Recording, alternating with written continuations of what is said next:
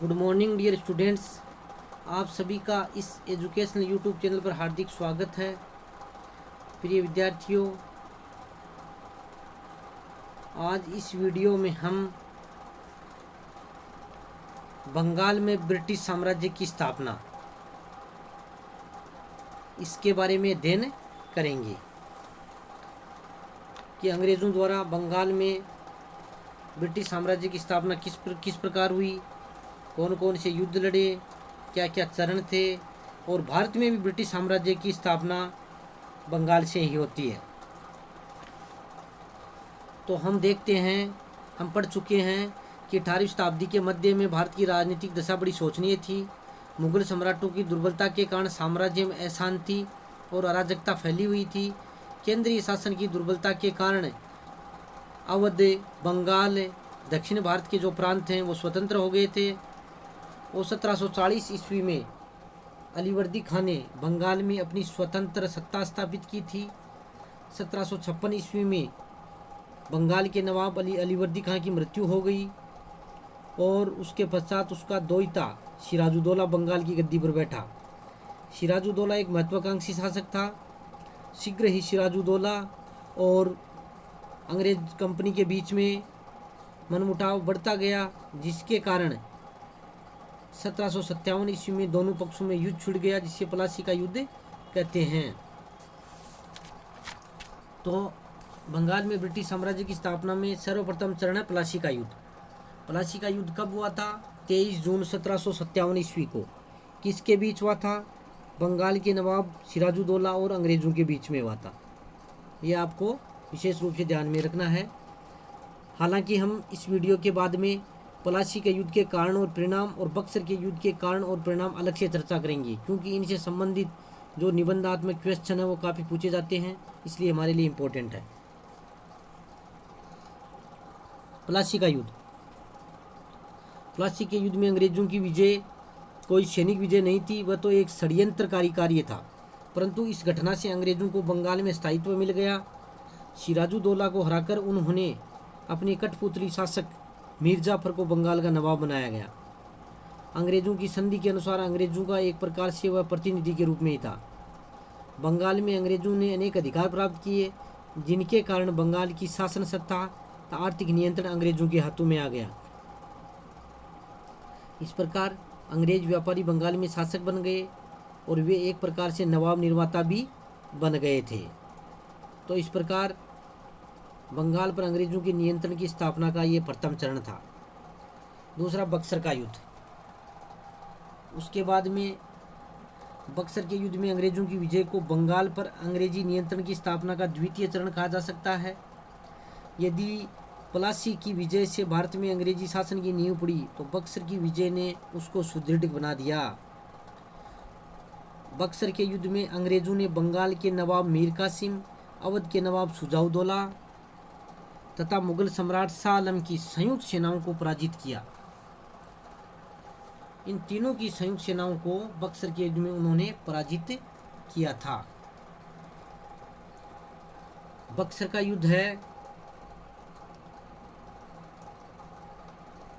वो 22 अक्टूबर 1764 को लड़ा गया था। तो ये ध्यान में रखना है, बक्सर का युद्ध कब हुआ था? 22 अक्टूबर 1764 ईस्वी को।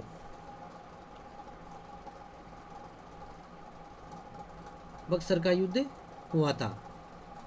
1765 में दोनों पक्षों में संधि हुई थी। इस संधि से अंग्रेजों के व्यापारिक क्षेत्र का विस्तार हुआ। अंग्रेजों के विरोधियों को शरण मिलने के स्थान कम हो गए और शुद्ध आर्थिक लाभ के रूप में बंगाल, बिहार और उड़ीसा की दीवानी का अधिकार अंग्रेजों को मिल गया था। इस युद्ध के द्वारा अंग्रेज हैं वो बंगाल के वास्तविक शासक स्वामी बन गए थे। तो ये एक तरीके से द्वितीय चरण कहा जाता है। इलाहाबाद की संधि। बक्सर के युद्ध के बाद में इलाहाबाद की संधि हुई थी। 12 अगस्त 1765 ईस्वी को लॉर्ड क्लाइव ने अवध के नवाब शुजाउद्दौला से इलाहाबाद की पहली संधि की।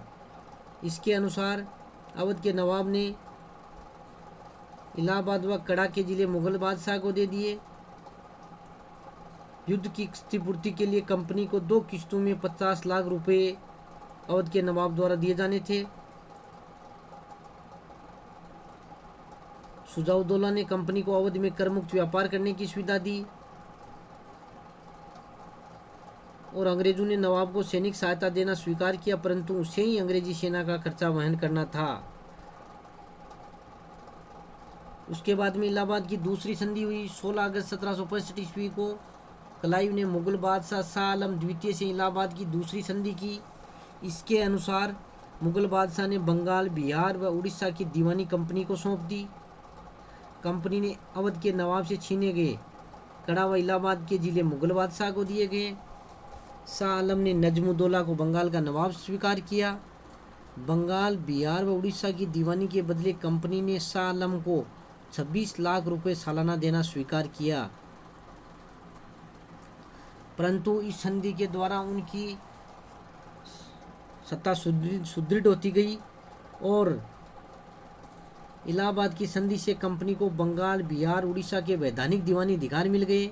इन दीवानी अधिकारों से इन प्रांतों से शुल्क उद्ग्रहण, लगान वसूल करने तथा सैनिक न्याय की देखभाल करने का अधिकार कंपनी को मिल गया। यानी वे वास्तविक शासक के रूप में अंग्रेज हैं वो बन गए थे। बंगाल में द्वैत शासन 1765 ईस्वी से 1772 ईस्वी तक इसका समय था। सन 1764 ईस्वी में अंग्रेजों की विजय से अंग्रेजों की धाक जम गई थी। 1765 की संधि के अनुसार नवाब को अधिकांश फौज है वो भंग कर देना था और बंगाल का शासन एक नायब सूबेदार के द्वारा किया जाना था, जिसकी नियुक्ति कंपनी के द्वारा होगी और कंपनी की अनुमति के बिना उसकी सेवाएं समाप्त नहीं की जा सकती। इस प्रकार कंपनी ने 53 लाख रुपए वार्षिक के बदले निजामत के अधिकार प्राप्त कर लिए। शाह आलम, जो कि एक उपाधिधारी प्रमुख रह गया था, से कंपनी ने बंगाल, बिहार और उड़ीसा की राजस्व वसूल करने का अधिकार प्राप्त कर लिया था। यानी इलाहाबाद की संधि के बाद में बंगाल में अंग्रेजों ने द्वैत शासन का प्रारंभ किया था। तो ये द्वैत शासन क्या था? कंपनी ने 26 लाख रुपए वार्षिक में शाह आलम से दीवानी यानी भू राजस्व का अधिकार व 53 लाख रुपए में वार्षिक में बंगाल के नवाब से बंगाल का निजामत का अधिकार ले लिया था। निजामत यानी पुलिस एवं कानून व्यवस्था बनाए रखना। तो इस प्रकार द्वैत शासन के अंतर्गत कंपनी दीवानी व निजामत का कार्य भारतीयों से करवाती थी, लेकिन वास्तविक शक्तियां कंपनी के हाथों में थी। इम्पोर्टेंट बात है। यानी इस द्वैत शासन के द्वारा बंगाल में 2 शासक हो गए, कंपनी तथा नवाब। कंपनी के पास अधिकार व शक्तियां थी किंतु उत्तरदायित्व नहीं थे, जबकि नवाब के पास उत्तरदायित्व थे किंतु अधिकार नहीं थे। तो इस प्रकार कंपनी है वो बंगाल की ईस्ट इंडिया कंपनी और बंगाल की वास्तविक स्वामी बन गई। अपनी आंतरिक व बाह्य सुरक्षा के लिए नवाब को अंग्रेजों पर निर्भर रहना पड़ता था। बंगाल का दीवान होने के नाते कंपनी बंगाल का राजस्व तो सीधा प्राप्त करती थी, परंतु नायब सूबेदार की नियुक्ति का अधिकार केवल वह निजामत या पुलिस तथा न्यायिक शक्तियों पर भी नियंत्रण रखती थी। यह नायब सूबेदार के रूप में एक ही व्यक्ति होता था, जो कि कंपनी के लिए बंगाल में नायब दीवान का काम करता था तथा नवाब के लिए नायब सूबेदार का काम करता था, और यही व्यवस्था वह द्वैत शासन कहलाती है। इस प्रणाली में बिना किसी उत्तरदायित्व के भार के कंपनी के पास प्रांत के सारे अधिकार थे। यानी बंगाल में 2 शासक हो गए, कंपनी तथा नवाब, और वास्तविक शक्तियां कंपनी के पास थी जबकि नवाब के पास कोई अधिकार नहीं थे। इस द्वैत के शासन के कारण बंगाल में अराजकता एवं भ्रष्टाचार की स्थिति हो गई, व्यापार नष्ट हो गया, उद्योग धंधे चौपट हो गए, किसान भयानक गरीबी और भुखमरी के शिकार हो गए। द्वैत शासन के समय 1770 ईस्वी में बंगाल में भयंकर अकाल पड़ा।